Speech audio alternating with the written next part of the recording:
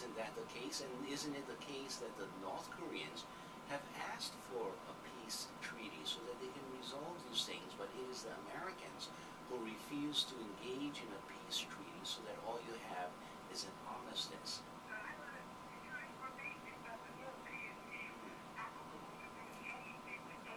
Well, you're not answering the question. You're just screaming at me.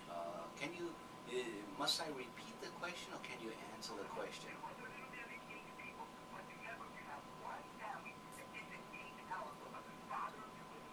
Okay, now, you're just repeating yourself about the fact that there has not been a valid election. But is it for the Americans or for you to assert yourself into how other governments should operate, especially when the Americans are at war with this other government? It's very similar to an argument about Iraq and what the United States have supported in terms of Iraq or in Afghanistan.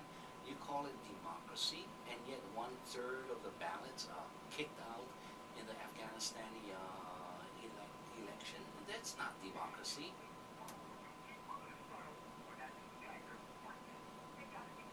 Okay. Now, at this point, all you're doing is shouting and calling names. I'm trying to find out about what really is happening, why it is happening in North Korea and the United States. Why the United States is now again in someone else's backyard. Why is the United States instigating these kinds of war activities?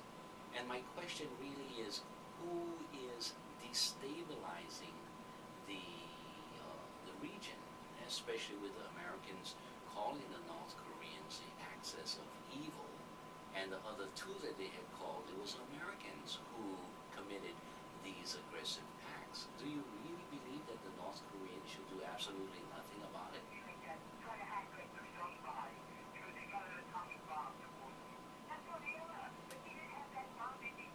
Well, what about the United States? If they didn't have all the weaponry that they had, would they be something? And does the fact that one is armed with nuclear weapons or is not armed with nuclear weapons give that country a right to enter into someone else's region? No, very definitely. The North Korean area, Asia itself, is not an American region. The Americans should, if they really talk about their national defense, defend their borders, but not to go all over the world and saying that part of our national defense is to defend ourselves in someone else's border. That's not correct, is it? What obligation? What you somehow don't want to answer any of these questions. And I'm trying to have a conversation with you, and instead you seem not to be able to listen or to hear, and end up just screaming.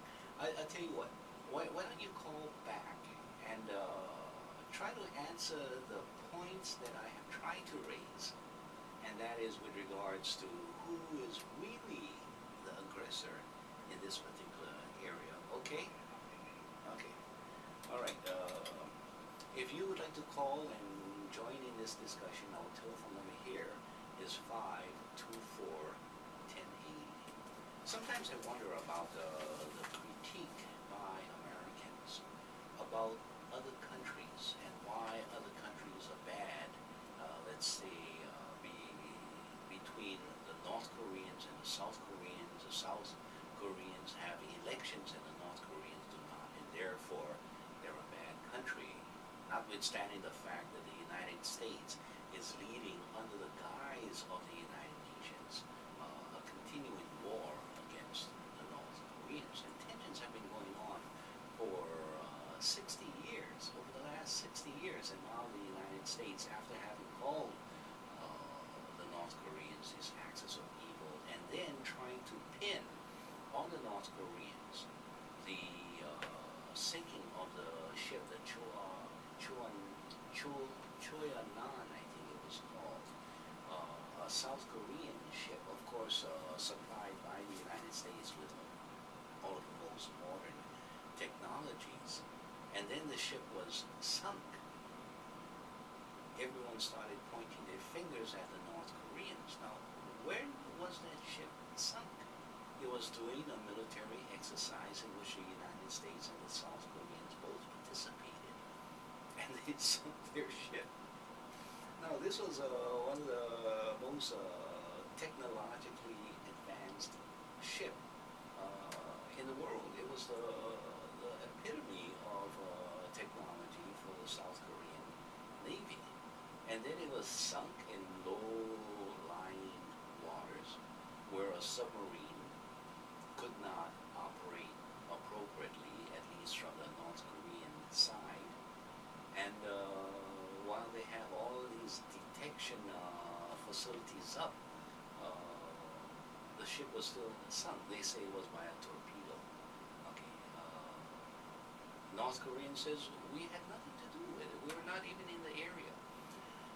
So the Americans organized an international task force. Of course, you know who made up the international task force. They were appointed by or were strongly influenced by the United States.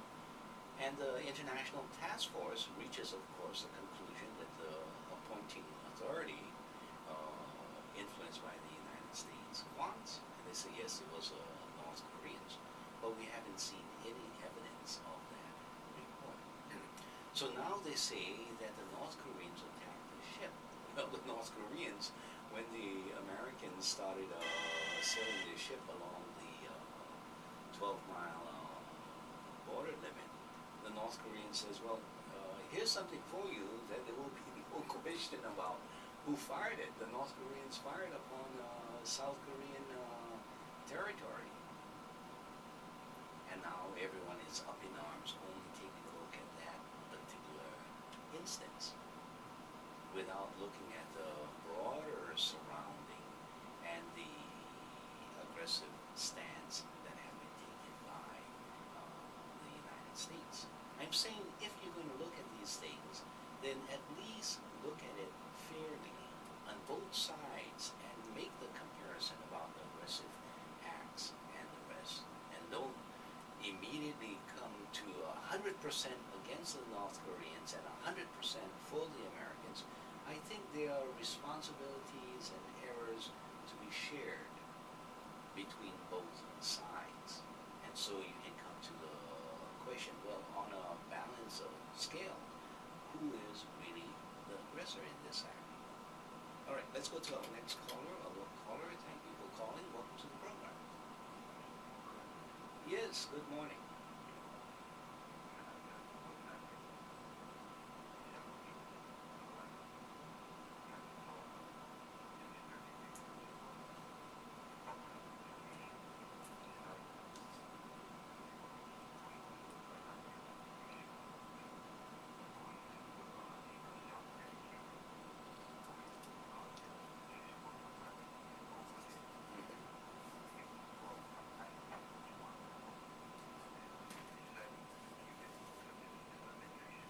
Mm-hmm.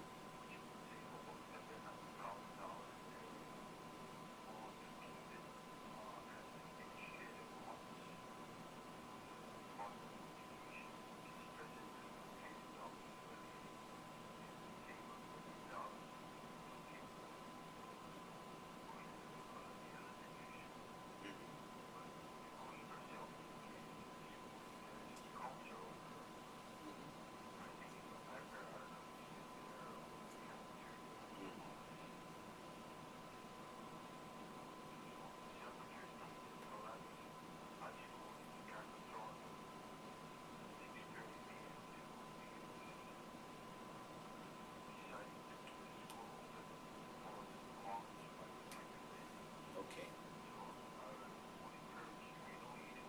Mm.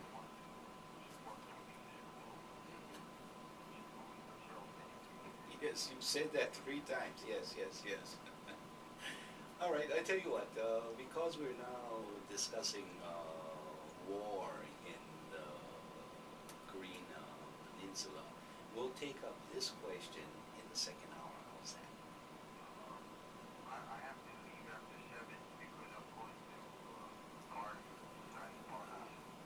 okay.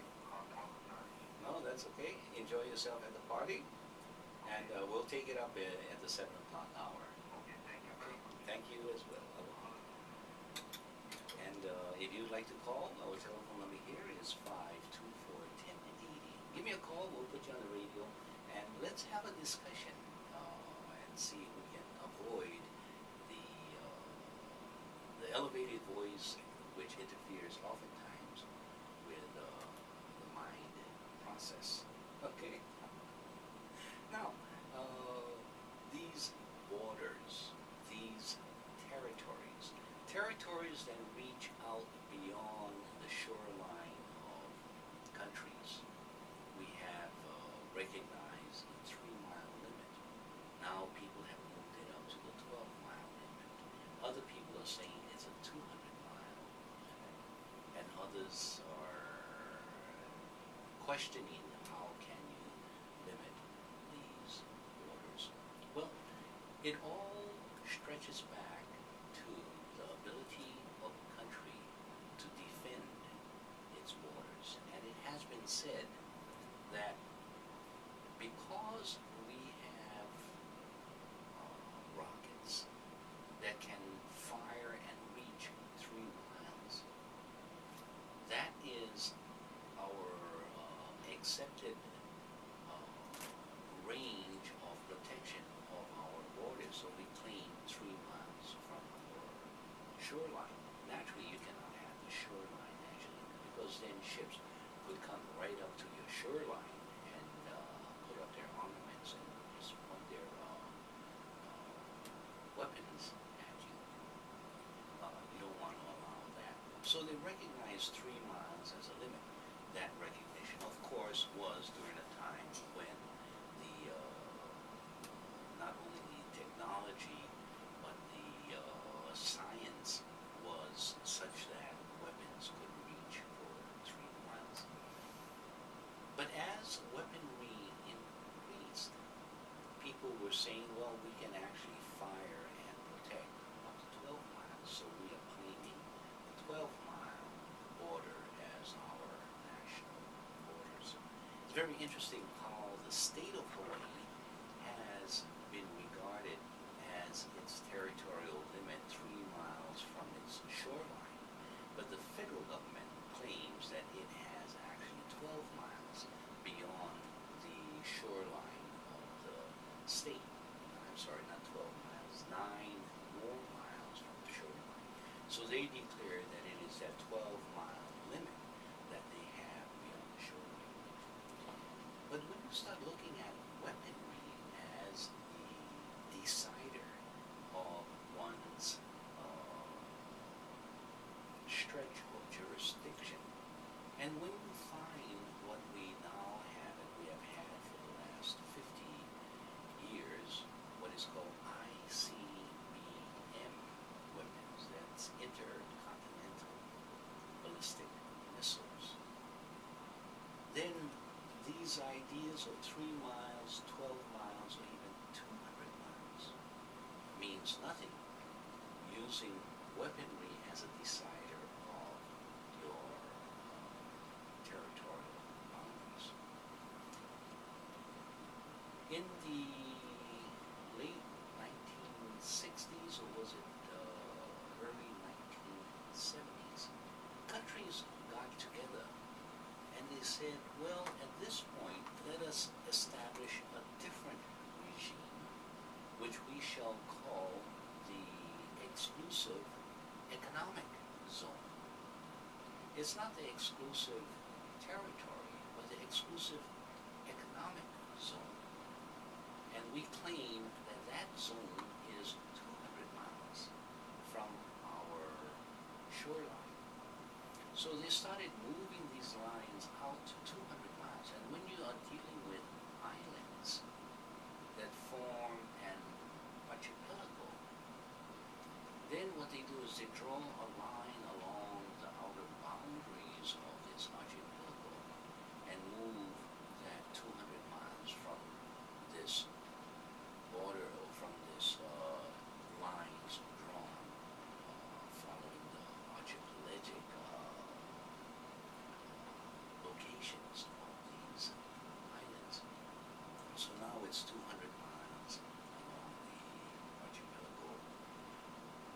And essentially, the argument there is that we have an exclusive interest in the fisheries in these areas, so that ships that come from other countries are not to fish within our 200-mile exclusive economic zone. And so you have other ships belonging to the countries who will go out and patrol their 200 miles. And I think it was Vanuatu may have been one, perhaps New Zealand. But they would send these ships out, and they wouldn't fire upon or destroy these other fishing vessels. But what they would do is capture these vessels and claim it as their vessels because they had violated the 200-mile exclusive economic zone. So there's a treaty, it's called the Law of the Seas Treaty, which establishes the 200-mile exclusive economic zone. The United States have not signed on to the treaty, but the United States says that they do respect, and over the last few years have acted as if they are part of this new regime in international law with regards to the 200-mile exclusive economic zone. The United States, now applying these principles to what is happening in the Korean Peninsula, the United States is saying that we recognize only a 12-mile limit. And so we can sail up to the 12 miles away from the North Korean borders or shorelines, and we are safe within international law. They're also saying that we can bring whatever armaments we want along this border. So they are bringing the largest, the swiftest, the most technologically advanced warships along this 12-mile border and are engaged with the South Koreans, practicing the either attack or defense, attack against North Korea or defense against attack by the North Koreans. And so they are running their ships up and down these lanes with the consent and with the participation of the South Koreans. Now, all of this during a period of warfare between the North Koreans and the South Koreans, as well as the American forces pretending to be United Nations forces. What does that mean? That means that that Korean War that has been going on between the North and the South is being replayed, although not with active firing or not too often across the borders. So that's the story of these borderlines, these ideas of territorial integrity, and what constitutes an aggressive act once you cross a 12-mile limit. The North Koreans are saying that, hey, wait a minute, that's your definition of what is international waters and what is territorial waters. We believe that the 200-mile exclusive economic zone also demarcates our exclusive jurisdictional and territorial integrity. So by crossing the 200 miles with all of these warships, you're violating the rules, the international rules. The Americans are saying, how can you willy-nilly just change the definition of exclusive economic zones to now mean exclusive territorial zones? In the same way, the North Koreans could argue, how can you simply declare that I will or will not respect the 200 miles, that it's 12 miles rather than 3 miles? So where is that commonality? Where is is that agreement as to what the limits are. So you have essentially a feud going on with the Americans declaring that they have every right to bring their military weaponry along the 12 miles. And the North Koreans are saying that you are destabilizing the situation by practicing your war games. And that's why I say, make that comparison. What would be the case should the Chinese or the Koreans or Iran or Cuba begin to practice their war games along the shorelines 12 miles from the American borders? Would the Americans sit still, or would there be agitation and perhaps shooting down of some of these planes and warships? There is a sense by some Americans that whatever the Americans do, it's okay. There's no such thing as agitation or destabilization by the Americans. But if anyone else does the same thing to the Americans, then somehow the standards shift. There's different basis of evaluating the reasonableness of other countries. Should there be different standards for the Americans as opposed to the North Koreans or the North Vietnamese or others? Think about it. And as you do, how about some music? And this is, let's see, was it Beyond the Reef that keeps cutting me off? Let's take a chance. This is from Brother John Kiabe. Relax, sit back, and enjoy this music. Beyond the Reef.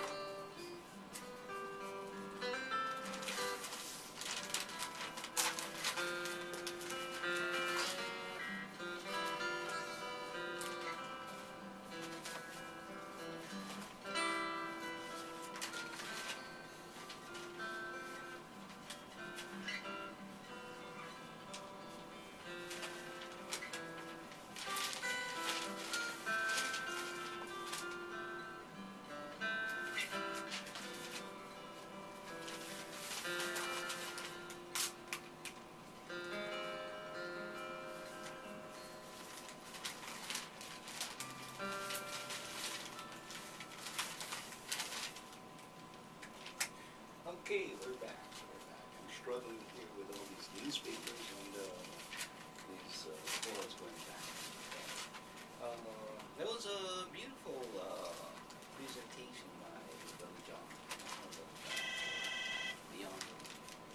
to our telephone lines and see who's calling. Okay, aloha caller, welcome to the program. Hi, aloha. Hey, aloha, Pingipo. I've been fine, fine.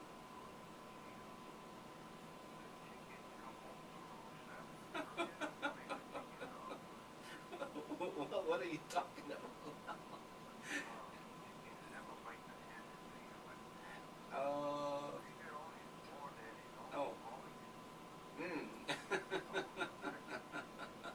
Oh, I just.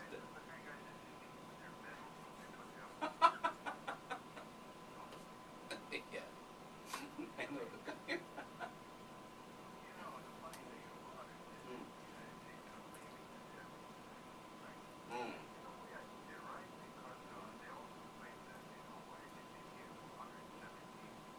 mm, mhm, mhm.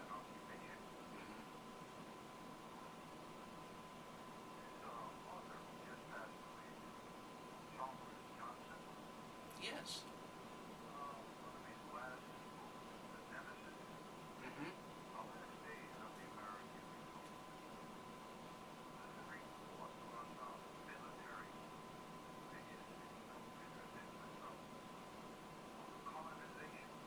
Mhm. Mhm.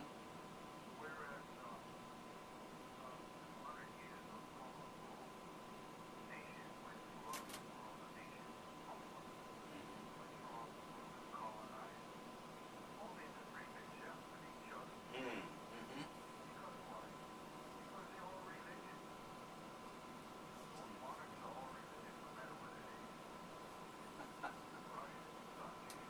That's true. Yeah.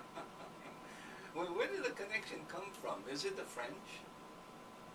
The French invasion in Paris? Giving away properties and all that. Yeah. Okay.